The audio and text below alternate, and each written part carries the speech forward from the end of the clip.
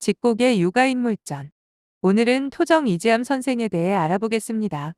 본관은 한산, 자는 형백, 호는 수산 또는 토정이며 시호는 문강이다. 이지암은 중종 12년에 태어나 선조 11년에 타계하였다. 목은 이색의 6대 손으로 현령 이치의 아들이며 북인의 영수, 이산의 숙부이다. 그의 아버지 이치는 1507년 사마시에 합격하여 일금부도사와 수원 판관 등을 지냈다. 갑자사화에 연루되어 유배되었다. 석방되어 불우한 삶을 보냈다. 어머니 광산김 씨는 판관을 지낸 김맹권의 딸이며 김맹권은 세종으로부터 단종의 보필을 부탁받았으나 수양대군이 집권하고 단종이 죽게 되자 낙향하여 여생을 은거한 인물이다. 그는 충북 보령에서 태어나 14세의 아버지를 여의고 형 집원에게서 글을 배웠고 16세의 어머니를 여의었다. 이후 형 집원을 따라 서울로 거처를 옮겼으며 형의 보살핌을 받았다. 후일 이지암은 집원의 아들인 사내에게 글을 가르쳐서 형이 베푼 가르침의 은혜를 갚았다. 사내가 태어났을 때 집안을 일으킬 인물이 될 것이라고 예견하였다는 일화가 전한다.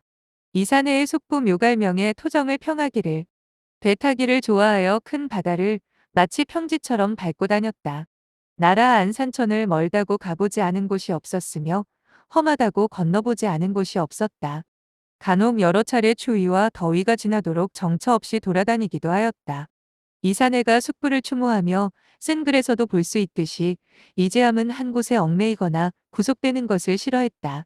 정홍명도 기옥만필 내서 그가 강해를 떠돌아다니며 방랑행각을 한 것은 세상을 싫어해서만이 아니라 구속받는 것을 피하려는 생각에서 나온 것이라 한다고 기록했다.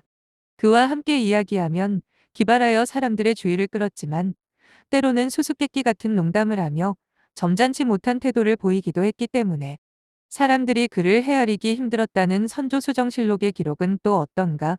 이른바 품행이 방정하여 타임오범이 되는 도합군자 선비의 모습과는 달랐다는 것을 알 수 있다. 모산수 이정랑의 딸과 혼인하여 당시 풍습대로 충주에 있는 처가에서 살았던 것 같다. 산두, 산위, 살룡과 서자인 산겸 등 네 아들을 두었는데 산위는 호랑이에게 물려 죽고 살룡은 역질에 걸려 죽었다. 산겸은 장성하여 임진왜란 때 이병장으로 싸웠으나 역모죄를 받게 되었다. 장인 이정랑이 1547년 정미사화 즉 양제역벽서 사건에 연루되어 장형을 당하고 능지처사되는 비극을 겪어야 했다. 충주 일대에 많은 선비들이 연루된 이 사건으로 충주는 현으로 강등되고 충청도라는 이름에서도 빠져 충청도는 청홍도로 이름이 바뀌었다. 그의 형 집원은 청풍군수를 지냈으며 이 집원의 두 아들 중 이산에는 영의정을 지냈고 이산보는 이조판서를 역임하였다. 그는 관직에 전혀 뜻을 두지 않고 은둔과 기행 그리고 유랑하면서 지냈다. 그가 관직에 뜻을 두지 않게 된 것은 그의 젊었을 때 친구인 안명세가 사관으로 있으면서 을사사화의 진상을 직필해서 특정기에 넣어둔 것이 누설되어 권신의 미움을 받아 처형된 것을 보고 관직에 대한 혐오감과 인생의 허물을 느꼈기 때문인 것으로 보인다.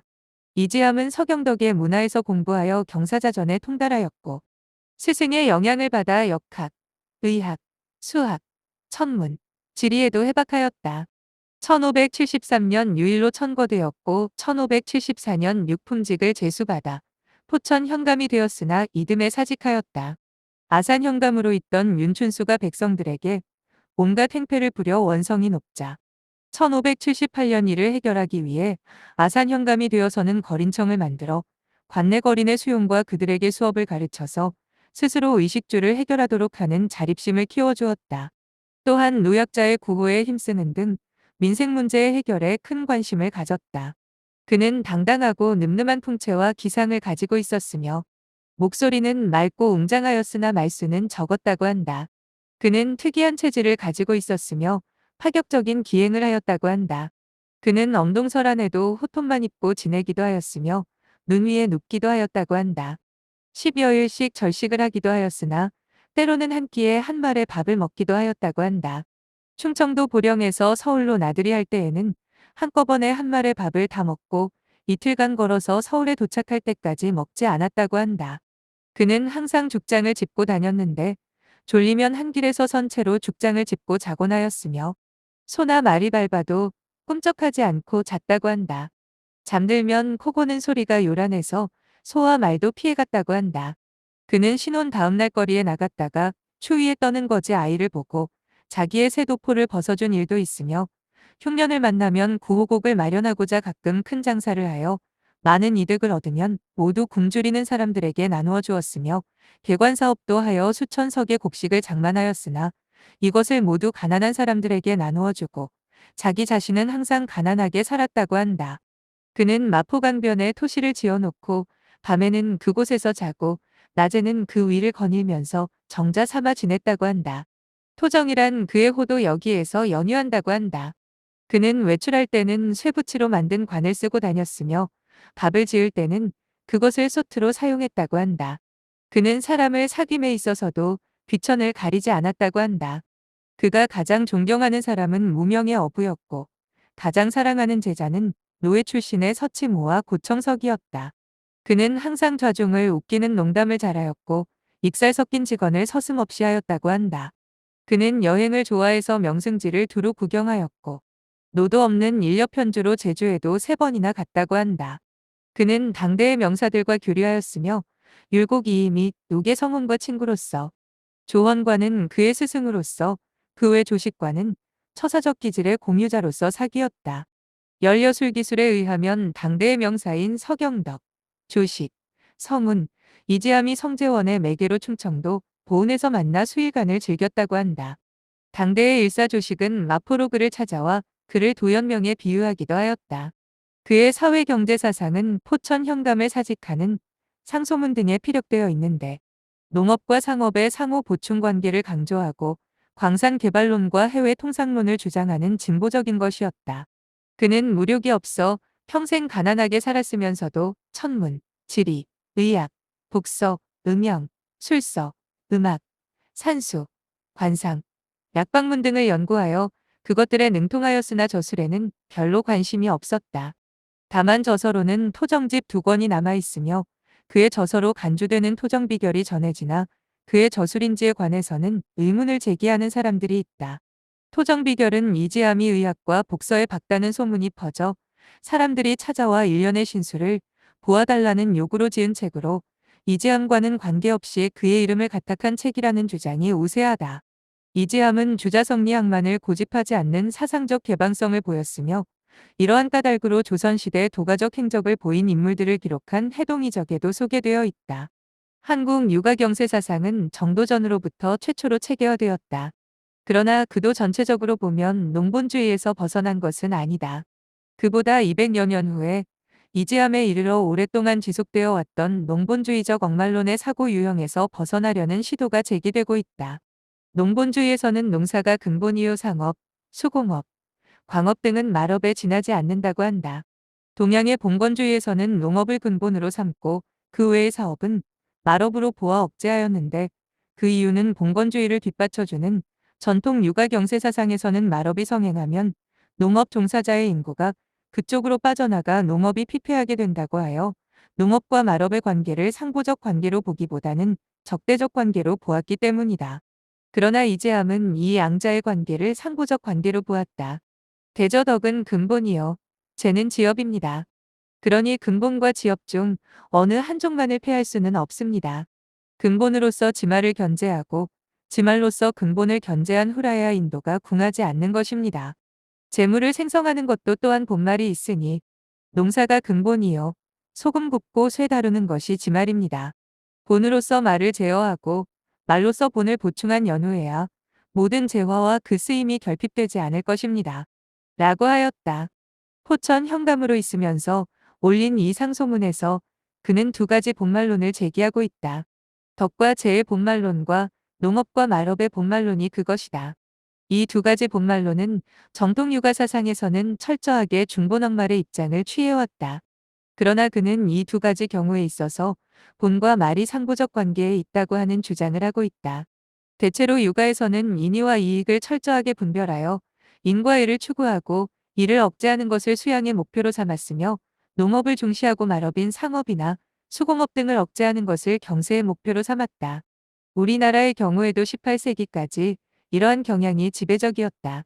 그는 처음 포천현감에 부임했을 때 포천현의 상황이 지극히 비참하여 전국에서 가장 어려운 형편에 있다고 묘사하고 있다.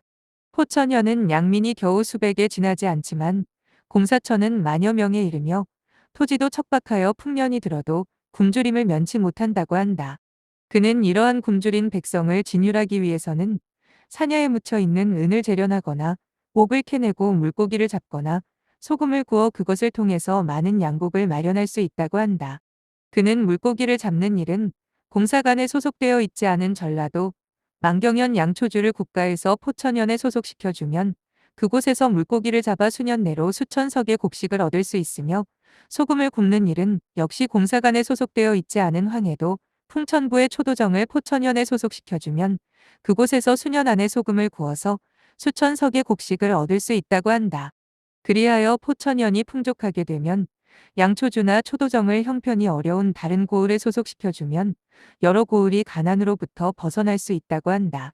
그는 모든 산물은 다만 산지에 관하여서만 취하여 쓰게 하고 다른 고을에는 금하는 것은 잘못된 일이라고 한다. 비록 타도나 타관이라도 다 같은 임금의 땅이기 때문이라고 한다. 그러나 그의 이러한 건의가 조정에서 받아들이지 않자 그는 포천현감의 직을 사임하고 말았다.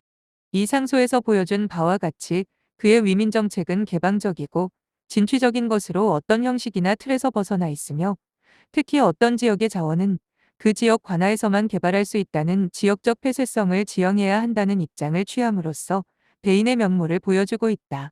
그는 또한 전라도민의 가난을 구제하기 위해서 외국 상선과의 교역을 주장하기도 하였다. 이러한 주장은 후에 이중환이나 박제가의 해외통상의 주장에 선구적 역할을 하였다. 이상에서 살펴본 바와 같이 그는 인의와 이익의 철저한 분별보다는 이양자의 상부성을 강조했고 또한 농업과 상공업 등의 차별성에서 오는 중본억말의 산업관에서 벗어나 이양자의 상부성을 강조했다. 그리고 오랫동안 제도적으로 고착되고 지속되어 온 지역적 폐쇄성을 지향하려고 하였다. 이러한 일련의 주장은 그의 생각이 고루한 편견에 사로잡힘이 없이 매우 깨어있는 선각적 해안을 가지고 있었음을 보여주고 있다. 이지함은 동시대의 율곡 이이가 제기한 일족전린의 폐단을 다른 각도에서 제기하고 있다. 그는 아산 현감으로 있을 때 폐단을 진술한 상소에서 군적의 정비가 잘못되었으며 군인의 수를 감원하고 군액을 줄이고 일족의 대역을 폐지할 것 등을 제의했다. 그에 의하면 1553년 군적을 정비할 때 아산현의 경우 고을을 지키는 신하가 군정을 찾아내는 아전을 매를 쳐 양정을 끌어들이게 하여 늙고 병든 사람은 물론 나무, 돌, 닭, 개 등을 군적에 올렸으며 1574년 군적 개정 때에도 예전 숫자에 따르고 개정하지 않았을 뿐만 아니라 오히려 다른 고을의 군역에까지 충원하는 폐단이 생겨 70세가 되어도 군에서 제적되지 않은 자가 있다고 한다. 그리고 본인이 없으면 그 일족에게 대가를 징수하고 그 대가를 마련하지 못하면 가두어 놓고 독촉한다고 한다. 이리하여 남자는 자기의 번은 물론 일족의 번을 서게 되고 여자는 자기의 군포는 물론 일족의 군포를 바치게 된다고 한다. 한현의 경우 이러한 억울한 대역이 천여 건에 이른다고 하며 심지어 사족도 군적에 올리는 수가 있어서 그들이 다른 고장으로 가버리면 일족이 대역해야 함으로 딸을 시집 보내지 않거나 장가들려고 하지 않아 60에서 70세가 되어도 결혼하지 못하는 경우가 허다하다고 한다. 그리고 상번하는 날짜도 1년에 반년 동안 복역하는 경우가 있으며 합원하고도 진상하는 물품의 운반과 사냥에 종군하며 또는 벼력군 등의 이름으로 군기를 지키게 하는 등의 사역이 심하여 생업에 종사하기 힘들다는 것이다. 이렇게 그는 대역의 비참한 현실을 진술하고 그 폐단을 시정하기 위해서는 우선 군인의 수를 감해야 한다고 한다. 군인의 수가 줄어들면 군액도 감해져 백성의 부담도 줄어들게 된다. 그는 군인의 정원을 줄이되 군인의 의용을 높여주어야 한다고 한다. 다시 말하면 군인의 정예화를 기해야 한다는 것이다. 다음으로 일족을 대신 징집하면 병민이 어지럽게 흩어져 혹은 중이 되거나 혹은 도적이 되어 백성의 수가 줄어들고 그로 인하여 군인의 수도 줄어들어 결과적으로 국민 생계의 안정과 국방의 강화를 기할 수 없게 된다고 한다. 그러므로 일족이 대역하는 제도를 폐지해야 하며 병역을 피하여 다른 지방으로 옮겨간 경우에도 끝까지 색출하여 병역에 복무시키도록 해야 한다고 한다.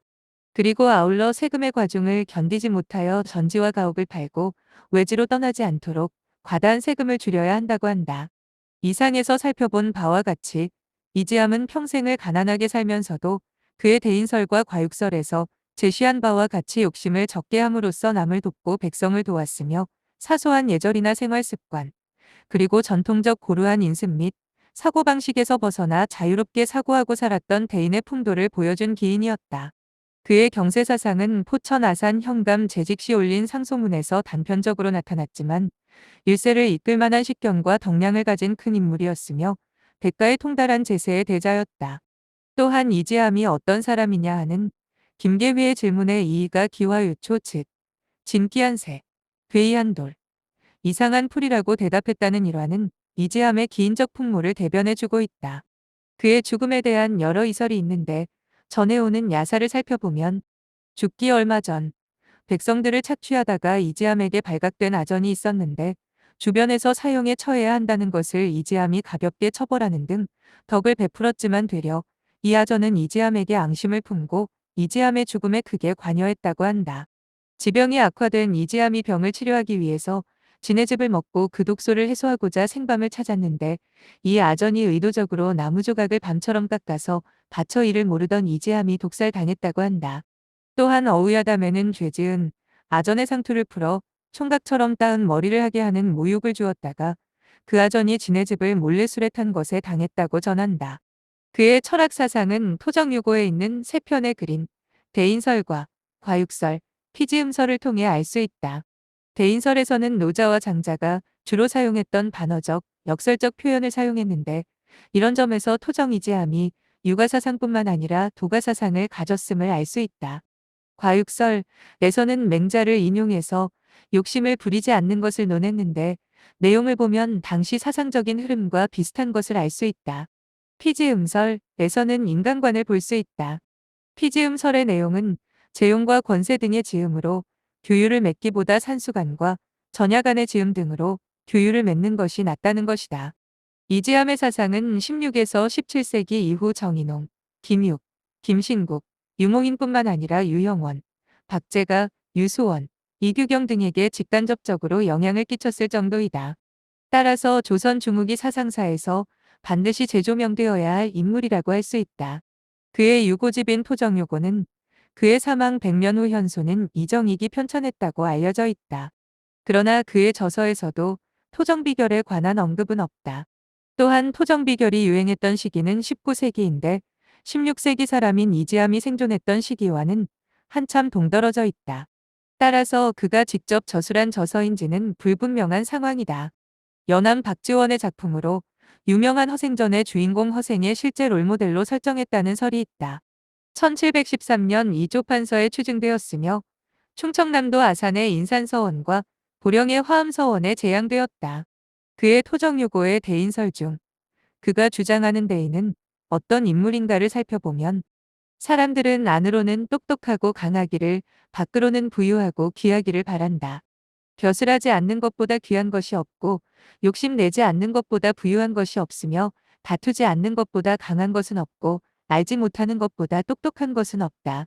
알지 못하면서 똑똑하고 다투지 않으면서 강하고 욕심내지 않으면서 부유하고 벼슬하지 않으면서 존귀한 것은 실로 대인만이 할 수 있다.